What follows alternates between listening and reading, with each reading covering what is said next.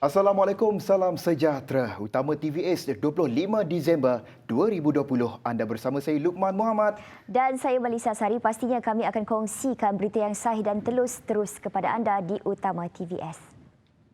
Rakyat negeri ini diingatkan untuk terus menjaga perpaduan demi pembangunan yang berterusan. Yang di-Pertua Negeri Sarawak, Tun Pehin Seri Abdul Taib Mahmud turut meminta agar tradisi keagamaan dikekalkan kerana ia melambangkan negeri Sarawak. Ciri-ciri ini membuatkan rakyat Sarawak dapat bekerjasama membina kemakmuran di mana ia wujud sejak dari dahulu lagi. Kehidupan yang aman serta harmoni dapat dilalui biarpun berbeza latar belakang kaum dan agama. Hubungan rapat seperti ini dapat dinikmati rakyat di negara yang sudah merdeka, negara yang mesra dan berusaha meningkatkan taraf kemakmurannya. Kepelbagaian kaum dan agama di negara ini perlu dijadikan sebagai satu kekuatan untuk membina Malaysia. Dalam perutusan khas sempena sambutan Hari Krismas, Perdana Menteri Tan Sri Muhyiddin Yassin berkata sejarah lampau menunjukkan kewujudan pelbagai kaum dan agama yang saling menghormati antara satu sama lain merupakan sumber keutuhan dan kemajuan sesebuah tamadun. Dan itu dapat dilihat dalam sejarah keharmonian hubungan antara masyarakat Kristian dan Islam di Andalusia suatu ketika dahulu. Keharmonian dan hubungan baik antara masyarakat pelbagai agama dan budaya pada ketika itu telah mendorong Andalusia mencipta kemajuan dalam pelbagai bidang. Katanya lagi, kemeriahan sambutan Hari Krismas tahun ini tentu sekali berbeza kerana negara masih lagi diuji dengan situasi pandemik COVID-19. Peluang untuk menziarahi ahli keluarga dan sahabat handai agak terhad dan majlis rumah terbuka untuk berjumpa sanak saudara dan rakan taulan juga perlu dibuat secara sederhana. Nasihat saya, demi kepentingan dan kebaikan bersama, kita sambutlah secara sederhana perayaan Hari Natal kali ini dengan mematuhi garis panduan ataupun SOP yang ditetapkan. Patuhilah prosedur pengambilan suhu badan, jaga penjarakan fizikal dan tidak perlulah bersalaman. Cukuplah sekadar tunduk dan letak tangan di dada sebagai tanda hormat. Rasuah boleh datang dalam pelbagai bentuk, dalam bentuk wang, hadiah atau harta. Tanpa sifat integriti, individu mudah terjerumus melakukan jenayah berkenaan.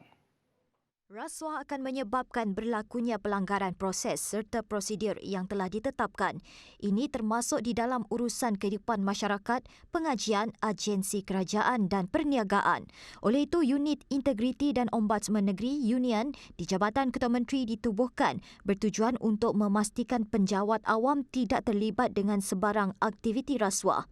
Menurut menterinya, Datuk Talib Zulkifli, Union sentiasa komited untuk bekerjasama dengan semua dalam memerangi isu rasuah. Kami mempunyai jawatan kuasa yang termasuk SPRM. Kami bekerjasama dengan pihak SPRM, pihak polis dan pihak-pihak penguatkuasaan yang lain. Terlibat dengan rasuah membuktikan tiada sifat keikhlasan dan integriti dalam melaksanakan tanggungjawab. Tegas Talib, hanya individu yang memiliki integriti saja yang mampu mengelakkan diri daripada terlibat gejala rasuah.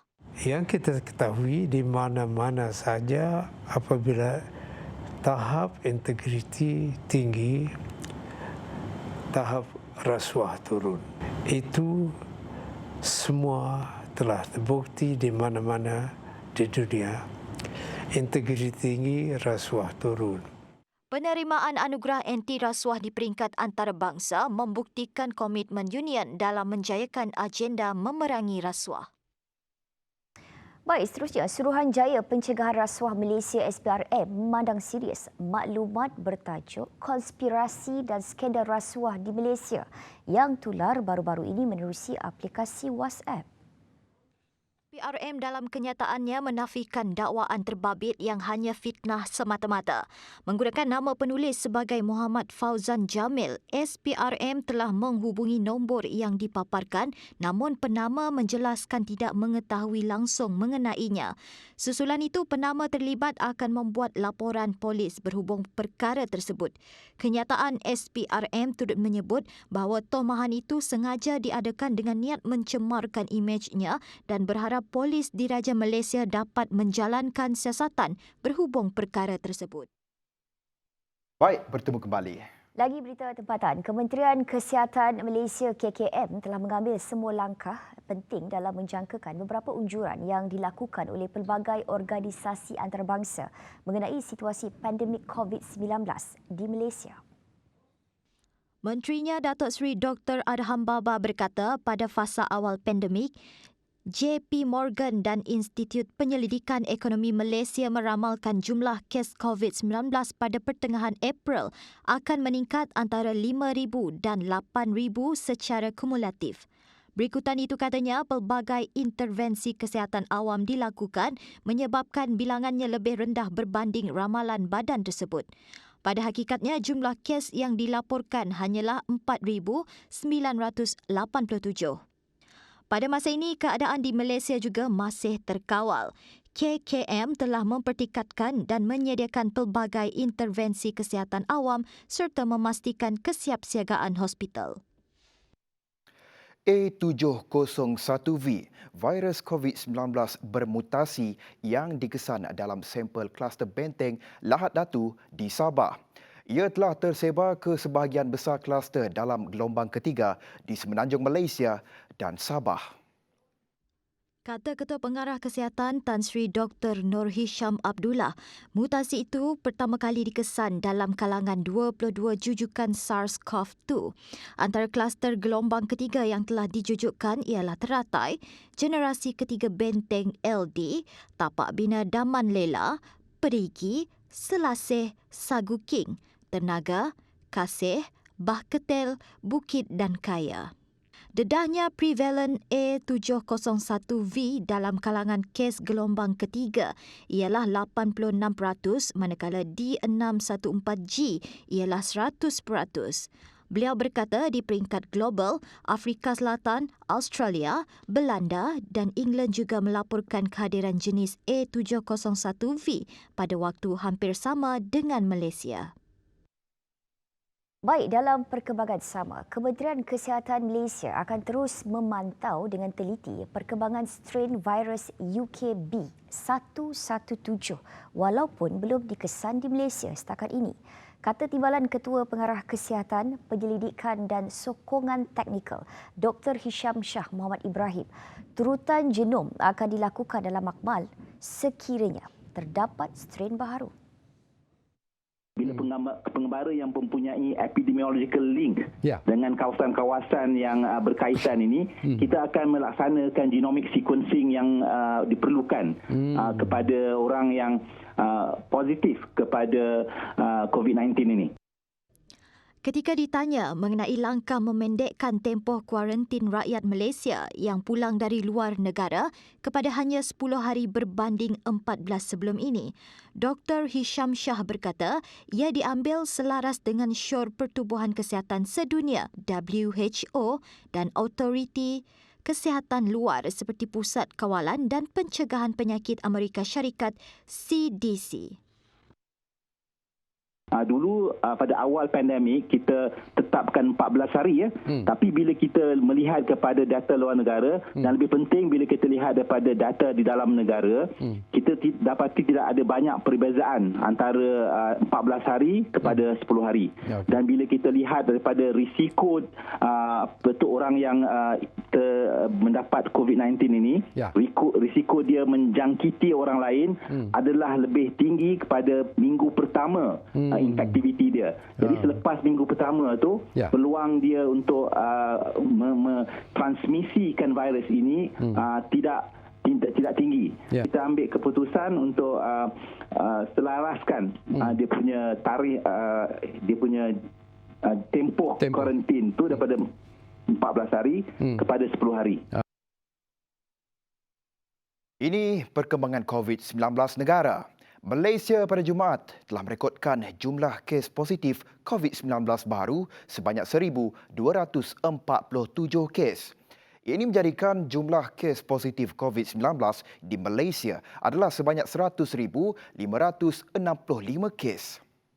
Menurut Kementerian Kesihatan Malaysia, jumlah kes aktif dengan kebolehjangkitan adalah 18,576 kes, di mana terdapat 2 kes baru dalam jumlah berkenaan adalah merupakan kes import yang mendapat jangkitan dari luar negara. Negeri Selangor kekal melaporkan kes harian baru tertinggi iaitu sebanyak 461 kes. Daripada jumlah tersebut, sebanyak 309 kes adalah daripada kluster-kluster dan saringan kontak rapat COVID-19 yang aktif dijalankan di lapangan. Sementara itu, di Sarawak, 3 kes positif COVID-19 dikesan. Kes masing-masing direkodkan di Kuching, Lundu dan Miri. Ini menjadikan jumlah keseluruhan kes positif COVID-19 di Sarawak meningkat kepada 1,099 kes. Ketiga-tiga kes diklasifikasikan sebagai kes import. Dalam pada itu, daerah Sibu dan Kuching kekal berstatus kuning, manakala 38 daerah yang lain kekal berstatus hijau. Baik, seterusnya, Lembaga Pelancongan Sarawak STB giat menjalankan kempen pelancongan domestik namun tetap berwaspada dengan situasi semasa COVID-19 yang melanda Malaysia ketika ini. Pengerusinya Dennis Ngau, ia adalah sebahagian daripada usaha STB untuk mendorong industri pelancongan tempatan dengan merancangkan aktiviti. Beliau yang juga ahli Dewan Undangan Negeri Adun Telang Usan turut memuji kejayaan penganjuran program pelancongan domestik Sia Sitok Sarawak yang dijalankan STB. Program seperti ini memberi beberapa kesan positif kepada industri pelancongan tempatan dan dengan itu, beliau menantikan pelancaran edisi kedua tahun depan.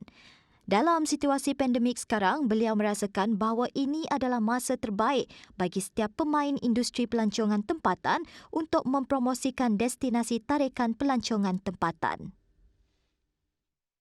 Bertujuan memberi nafas baru kepada sektor pelancongan domestik termasuk industri perhotelan, lebih banyak pakej pelancongan akan diwujudkan, kata Setiausaha Tetap Kementerian Pelancongan Kesenian dan Kebudayaan Hee Chang Kee. Perkara itu akan diumumkan tidak lama lagi.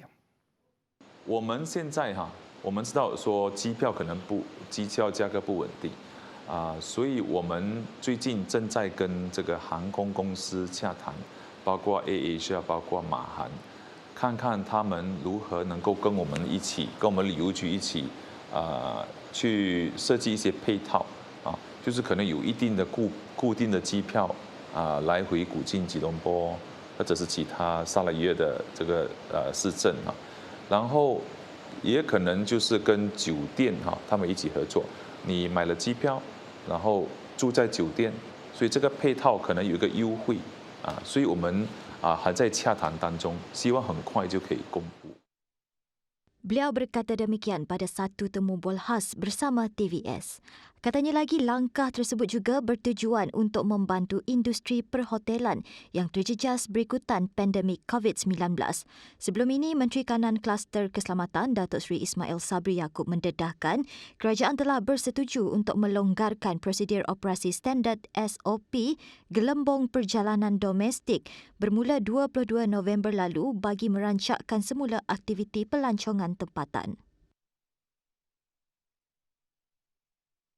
Ini sedikit perkembangan jenayah di Selangor. 4 lelaki yang dipercayai menyamun sebuah rumah di Rawang mati ditembak oleh polis ketika cuba melarikan diri dalam kejadian yang berlaku tengah hari tadi.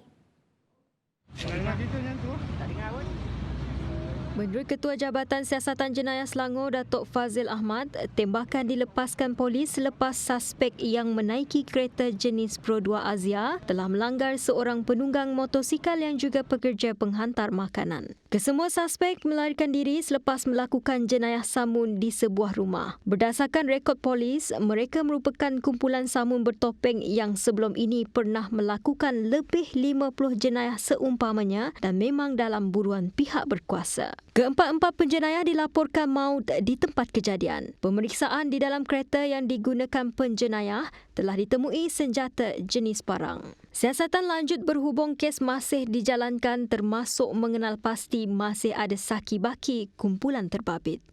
Terima kasih kerana masih setia bersama kami di Utama TVS. Bertujuan memperluaskan liputan internet di luar bandar, Menteri Muda Perancangan Bandar, Pentadbiran Tanah dan Alam Sekitar Sarawak, Datuk Len Talif Saleh, memulakan projek perintis prepaid satellite broadband Wi-Fi internet di rumah Gani Ikom, Sarike. Sebagai permulaan, tempoh airtime berjumlah RM3,000 telah diperuntukkan. Len Talif yang juga ahli Dewan Undangan Negeri Adun Kuala Rajang akan memohon peruntukan yang lebih besar daripada kerajaan negeri bagi memperluaskan projek itu ke seluruh kawasan Kuala Rajang. Penduduk di sekitar diharapkan dapat memanfaatkan kemudahan tersebut dengan sebaiknya seperti mendapatkan maklumat sahih selain menjadi medium perhubungan antara luar bandar dengan dunia luar. Niat pada awalnya memohon cuti untuk merayakan Krismas bersama dengan keluarga tersayang. Namun terpaksa akur arahan kuarantin, mereka rela menyambut Krismas bersendirian di hotel masing-masing. Di sebuah hotel di Kuching selepas tiba dari Kuala Lumpur, Leslie John beranggapan Krismas kali ini adalah istimewa. Ditemani gitar kesayangannya, dia akan menyanyi lagu Krismas bagi menghilangkan kerinduan kepada keluarga. Saya masih lagi di kuarantin sejak saya balik daripada KL 21 hari bulan yang lepas. Ingatkan nak balik cuti tapi sampai-sampai kena kuarantin. But never mind, mungkin tahun ni special sikit, kita sambut Christmas di hotel. So, kepada semua yang menyambut Christmas, and have a blessed Christmas and Happy New Year. So guys, stay safe, stay strong and have a nice day. Sementara itu, seorang lagi warga Sarawak yang terpaksa menjalani kuarantin di Singapura memberitahu keprihatinan pihak hotel terhadapnya sedikit sebanyak mengubat kerinduan meraikan perayaan Christmas. I feel very weird celebrating something all by myself, but the hotel made an effort knowing that it is difficult celebrating Christmas alone. They served food that was off the menu and served a decorated cake. I wish all my friends and family a Merry Christmas in Sarawak. I love you guys. Meskipun tidak dapat meraihkan perayaan Krismas bersama keluarga tercinta pada tahun ini, pelari pecut kebangsaan Nixon Kennedy tetap bersyukur kerana masih dapat meraihkannya bersama adik-beradiknya di bumi semenanjung. Siafat balik perasaan macam cip besar. Sebab siafat balik kampung, dapat jumpa family apa semua lah. Christmas tahun tu macam berpuas hati sikit je lah, sebab siafat balik je dapat jumpa abang kat situ je lah. So, tahun depan mudah-mudahan dapat balik untuk gawai ya, untuk merayakan perayaan gawai. Nixon berkata demikian ketika dihubungi TVS pada Jumaat. Dalam pada itu dedahnya, beliau kini giat menjalani latihan untuk melayakkan diri dalam kejohanan Sukan Olimpik Tokyo pada tahun depan. Meskipun terpaksa meraihkan Krismas selaras dengan cabaran norma baharu, namun ia tidak mematahkan semangat mereka untuk terus bergembira dalam meraihkannya. Ini sedikit ucapan Krismas dari atlet-atlet kebangsaan yang pernah mengharumkan nama negara bahkan negeri Sarawak amnya. Hai, saya Nixon Kennedy, atlet sprinter negara, ingin mengucapkan selamat menyambut Hari Krismas kepada semua umat Kristian. Hey guys, my name is Abigail. I hope you guys have a happy Merry Christmas. Hai, nama saya Jonathan Yepa, atlet olahraga kebangsaan. Saya ingin mengambil kesempatan ini untuk mengucapkan selamat menyambut Hari Krismas kepada rakan-rakan yang beragama Kristian, dan saya juga ingin mengambil kesempatan ini untuk mengucapkan selamat menyambut Tahun Baru 2021 kepada kita semua. Semoga Tahun Baru 2021 ini membawa banyak berkat kepada kita dan kita selalu dilindungi selalu. Terima kasih. Baik, program Tanggungjawab Sosial Korporat CSR TVS Prihatin diteruskan Kali ini sumbangan dihulurkan kepada 2 badan bukan kerajaan NGO. Menurut satu kenyataan, meskipun bantuan yang dihulurkan masih belum cukup untuk memenuhi keperluan NGO yang memerlukan, namun TVS Prihatin tetap membantu dari segi keperluan asas. Adalah diharapkan melalui langkah ini, ia mampu menarik lebih ramai untuk turut serta menyumbang. 2 NGO yang terlibat kali ini adalah Persatuan Autistik Kuching dan Persatuan Pencegahan Kekejaman Terhadap Haiwan Sarawak SSPCA. During this season of giving, we try our best to be charitable, to spread kindness, to spread compassion to everyone. So we start small, but we hope that TVS Prihatin will grow and we will donate more in the future.